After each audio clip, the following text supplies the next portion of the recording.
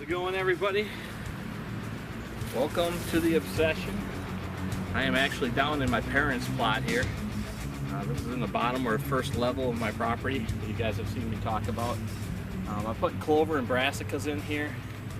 You guys can see I've got buckwheat right now for a cover crop within the next weekend or two. So it's late July right now, so within the next weekend or two I'm actually going to come in here and put my brassicas into the buckwheat. And I'm going to use my cultipacker. I'm going to run that down. This is Jeff Sturgis' idea, the no-till idea that he uses.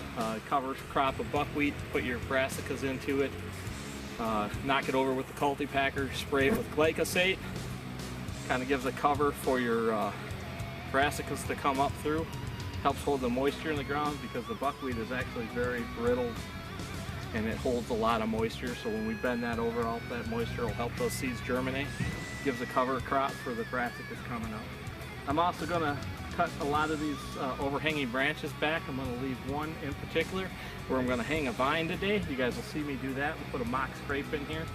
We've got a mock scrape about another 150 yards down to the east, and I got another one to the west here about 55 or 60 yards. And that's going to help the east-west movement. Cameras last year showed a lot of movement in here. So that's what we're going to be showing, and hopefully one of us will shoot a good buck on here, or my parents for sure get their opportunity at a buck. Neither one of them has shot a buck yet, so we'll see how that goes. But it'll be a nice comfortable condo here, actually to the left side of the power pole you see here. It's kind of closer to the creek line, so we're going to put it in there for now, and we'll see how that works out. We may end up moving it back here, right here where the camera is. Reason for that is it's further away from the creek. We don't have to worry about it washing out if we get high waters. So I guess I'll assess that here in the next week or two when we put that in. We'll film that for you guys too. So, but right now, this is my parents' kill plot, the one in the bottom. Further to the east, my neighbor puts in 3 acres of corn. I allow him to put 3 acres of corn in the bottom here. He leaves me some just for the deer and deer movement in the fall. I also have corn up on the next level, my second level. So like I say all the time, this is actually an east-west movement on the east-west hillside. There's 5 levels to it, so I consider this my first level. So in the first level here, we have the creek bottom. We have this particular food plot, and then I actually have the cornfield to the east. And the next level up, there's 3 plots along that, the largest plot in the property too, which is corn and brassicas this year. I'm also thinking about putting in a separate type of food at the end. I'm probably going to put an oats mix in there. Reason for that is last year it was brassica. I'll probably put tillage radish and oats in that particular spot to see if we can get some nitrogen back in the soil for next year, so we can start alternating crops back and forth. That's the plan currently. We'll see how that all works out here. I'm going to be doing a bunch of work today. I'll try to show you guys as much as possible, but we're going to do a specific layout on this property here in the next couple weeks, and I'll show it to you then, so stick around for that. What's going on, guys? Now you can see I actually cut all the low hanging branches off, but I left the one right off the point. That's where I'm going to hang my vine, where I put my mock scrape in. Thinking that'll be a pretty good spot. From where the camera is right now, you're looking at right around 30 yards, which won't be too bad of a shot for a crossbow. It'll depend on where I put my parents' ground blind in. Either I'm going to put it right here where the camera is, or I'm going to put it across over closer to the creek. The more I'm thinking about it, the more I'm thinking we're going to put it right here in the corner. And the reason for that is if we get really high waters or something like that, it won't wash out that corner where the blind would be and wash my blind away, which I don't want to have happen. So. And they're not light and they're not easy to move, so I'll probably just build like a 3 or 4 foot platform here, cut down one of these elm trees that's in here, and I will place it inside there. I may make a shooting lane to another trail that actually is 20 yards to the south. They'd be able to cover another mock scrape right there if they shoot out the back side of the blind. The blind has shooting holes all the way around, so it'd be a pretty interesting sit. Catch deer coming off that backside hill, cutting down across to come to this particular food plot if we're in this corner. So that's kind of looking like the way it's, the more I think about it, the better that spot will be. Plus in the evening, so predominant winds are northwest. If I'm on the north side of the plot, it blows the scent into the plot. Well, in the evenings when the winds die down, it actually downdrafts off the hill, and it takes your scent and runs it straight to the west down the valley, because all the thermals drop into this low spot and head straight down the valley. If we're on the west side of that, we don't expect any deer to come from behind us, because that's where we park, only about 80 yards away. You can hear the bobcat in the background. So this sets it up for easy in and easy out for my parents. My mom doesn't get around that well, so 70 or 80 yard walk won't be too bad for her to get her into the blind here. And my dad's quite mobile, so we'll be able to get him anywhere, but most importantly, get mom down in here, get her nice and comfortable, and maybe she'll be able to take a deer out of here. Later today, I'm going to tie a vine on that. I'll show that to you guys, and we'll make the mock scrape. They work out really well. All this is in for the east-west movement in this lower valley, so stick around. Hopefully we'll get some good deer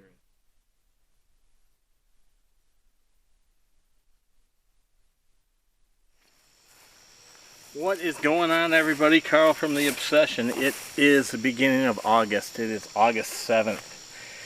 Here in southern Wisconsin, and I am in my parents' plot. It's a bean-shaped plot. You guys can see, got some clover in here. It's a mix I make up myself, so 4 different types of clovers in here. There's a couple weeds in here, but not too bad, so mowing this again will help take care of that. You guys can see my buckwheat is probably waist high right now. I'm going to use my Packer Max. I'm going to crush down the buckwheat, and then I'm going to use glyphosate and spray all the buckwheat and kill it. So that's going to create a moisture barrier up over the top of the newly planted seed. Like I said, I'm going to plant my seed right into this. So I'm going to put, let's see, this is probably a little bit more than a 1/4 acre, probably close to a 1/2 acre.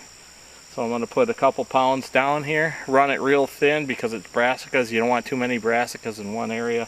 If they are too close together or something like that, you'll actually, that's where you see the color discoloring of the plant itself.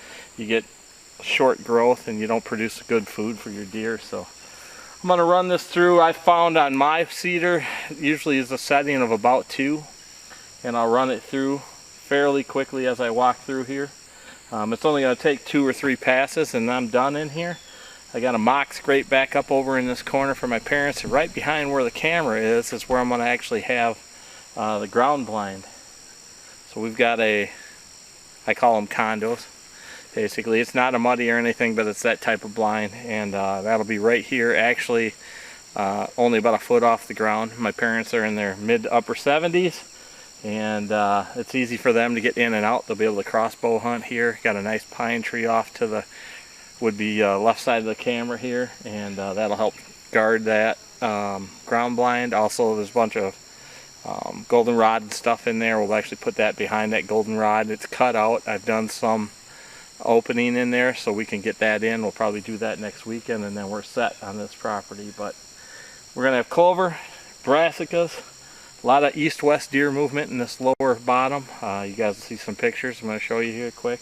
Had some really good bucks in here last year. Almost all of my bigger deer traveled east-west in this bottom come late October into early November, and it was pretty productive. This is also at the other end down here. I have a tree stand almost to the edge of the cornfield, and that's where I shot sweeper. So we expect this to be fairly productive, whether it be my parents, myself, my son, or somebody in here. That'll be an easy in, easy out, especially if we get here a little bit late. So we'll see how it goes, but I'm going to start seeding into the buckwheat here, and we'll get this laid out. This is actually Jeff Sturgis' idea, Whitetail Habitat Solutions. It's a no-till design that he made himself, and I think it's going to work out pretty well for us. We used some of his ideas last year for food plots, seeing that it was our first year on the property, and it worked out real well. So if you get a chance, check out Whitetail Habitat Solutions and some of the ideas that he's got. The layouts and stuff are all my own ideas, how I'm putting the property in, but this this idea right here with a no-till is great. I don't have a tractor or any big equipment yet. That's coming, I guess, but we'll see how it goes. Hopefully we'll be productive this year. So I'm gonna get this seeded in. We'll get that crushed down and sprayed tonight. There's 2 other plots we're gonna do. We're gonna actually do the big plot up above. It's kind of the same layout, but it's got corn on the front side in an L shape. It creates 2 inside corners. We'll show you guys how that lays out. It makes that huntable with separate stands about 200 yards apart. It's kind of a really cool setup. It's actually on what I call my second level. You guys hear me talk about this particular property all the time of actually what I consider 5 levels in this property. We're on the lower level here. Off to the left here where the tree line is, you can see there's actually a creek in there. The second level, it goes up about where the creek bottom runs through here, goes up about 40 feet, plateaus on the edge. There's 400 feet of transition on this property to the top of the ridge. That area where it kind of levels out on top of that ridge, that's actually what I call my second level. There are 1, 2, 3 plots along that second level. And then it's goldenrod heading up the hill. Goldenrod, ragweed, some pines and stuff, sparse pines, some sparse box elder trees in there. And it breaks into another level where I have 2 food plots at that level. And then the tree line for the hardwoods up on the bottom edge of the hill, the steep part of the hill, I call that my 4th level, where it enters into the tree line. The does like to bed from that tree line out towards the food. That makes it, with all these different plots, it actually takes stress off the animals, which makes better hunting. Because if I have certain doe groups with low stress, it gives the space, and they're bedded down low or in the middle of the property. It gives the upper edge of the property, so from where that tree line is up to the very top plateau, the flat where the bucks will lay, and it's really good transition. It's about 450 to 500 yards from that tree line to the very top edge of where my property line is on the top of the hillside. So they have plenty of, I guess, seclusion from each other, which makes things great for the deer, low stress for them. Easy in, easy out for us. The property lays out east-west. All the deer movement I have on here is pretty much east-west. They will drop from stage to stage, but the way we've got it set up is they physically have to drop a stage to see what's happening in that particular or those particular plots. They can't sit up on the top edge and look all the way down into the lower plots. So that makes them move, and that allows us hunting opportunities where we can get in from the east or the west side of the property, depending on the wind direction, and hunt these edges, or hunt the transitions between these edges or these plots also. And it makes it easier for us. I don't want to say easier, but it makes it so we don't educate the deer as much, and that makes it easier on us. So I'm going to get this seeded. That's the layout of the property. I'll show you the next plot when we get to it.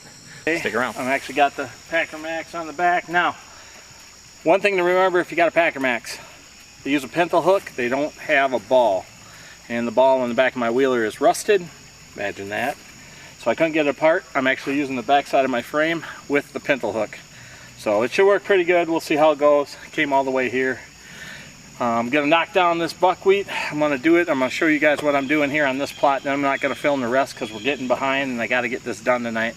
I want to have this all knocked down and sprayed. So I'm going to show you guys how I'm doing it here. I'm also going to do it on the other 3 plots that I showed you guys myself planting. And once we get it all laid over, I'm going to come back in here with the sprayer, and we're going to spray this all with glyphosate, and that'll kill the buckwheat.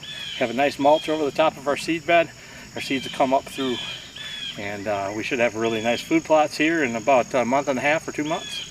And come October, this should be a hot spot. So stick around for that. Thanks for watching The Obsession as always, you guys. And we're going to get to work right here quick.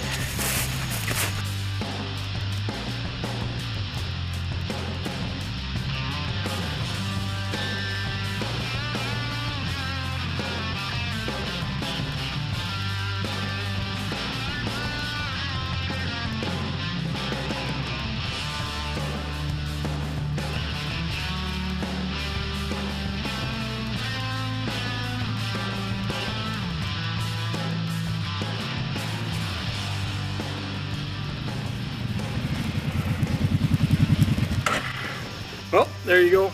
That's how it's all going to work. I'm actually going to head up to the other 2 plots now, take care of all of those. They're a little bit bigger. I'll be back shortly to spray this off. You guys will see how I'm going to spray it. I'm going to use glyphosate in my pull behind Summit sprayer.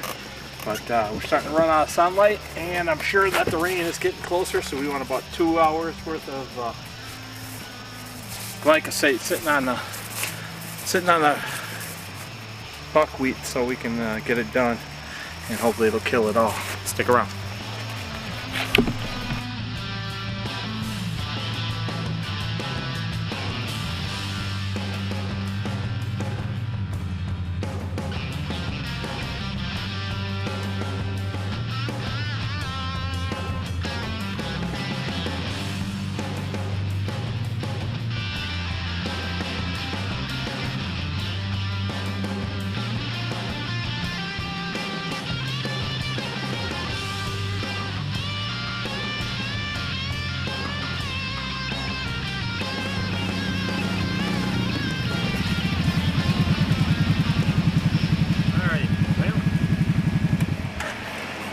Second, but we got it done. I am heading to the next plot. We're running out of light, so we'll see if we can get this done before dark.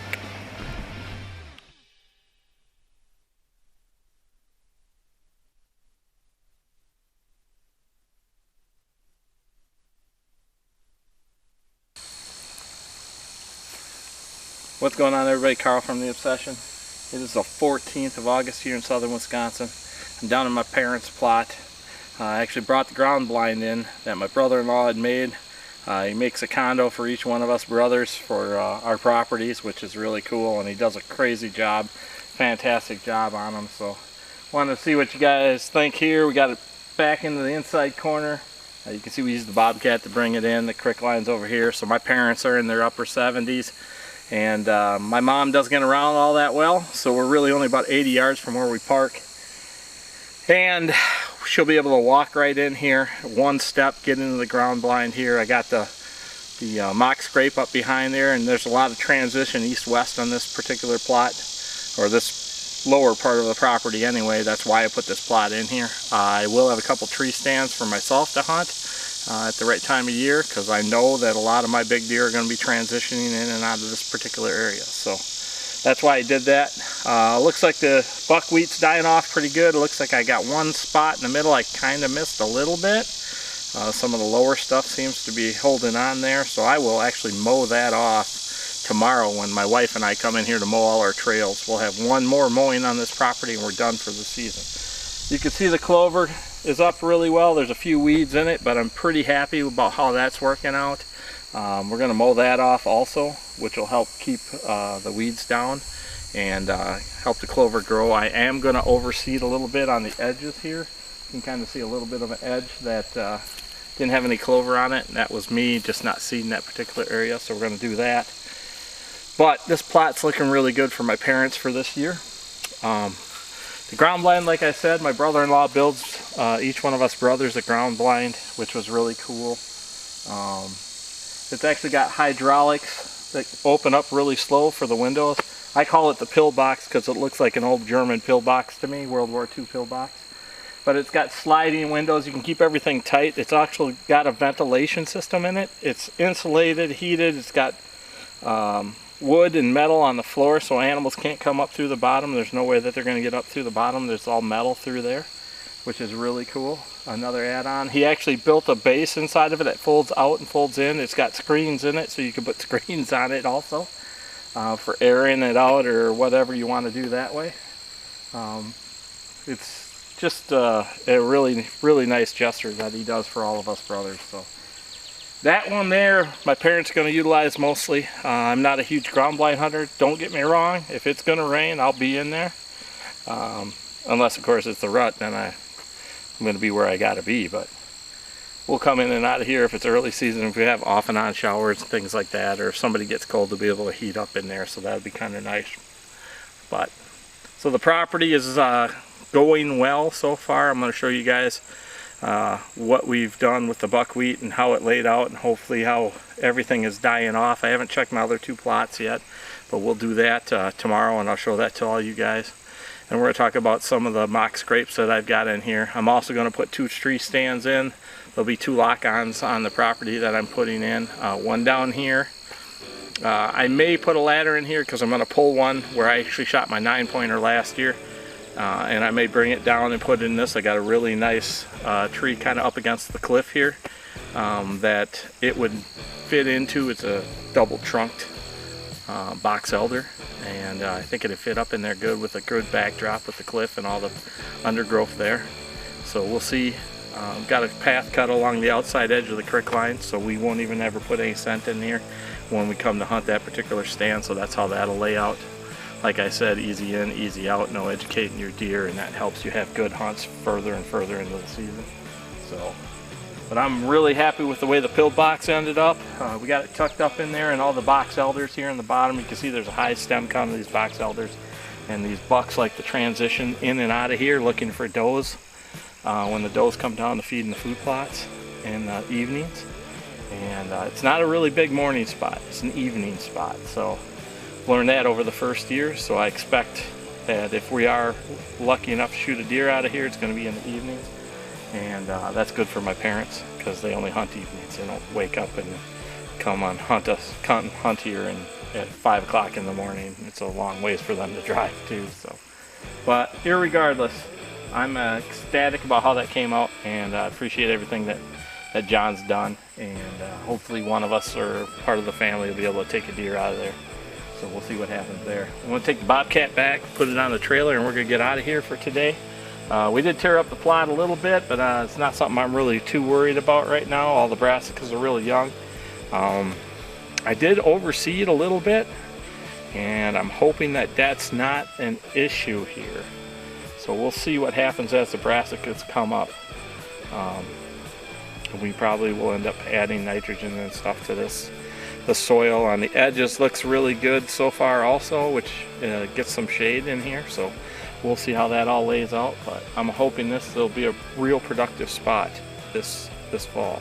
So we only got 35 days till bow season, I think I was told last night. So yeah, it's getting here.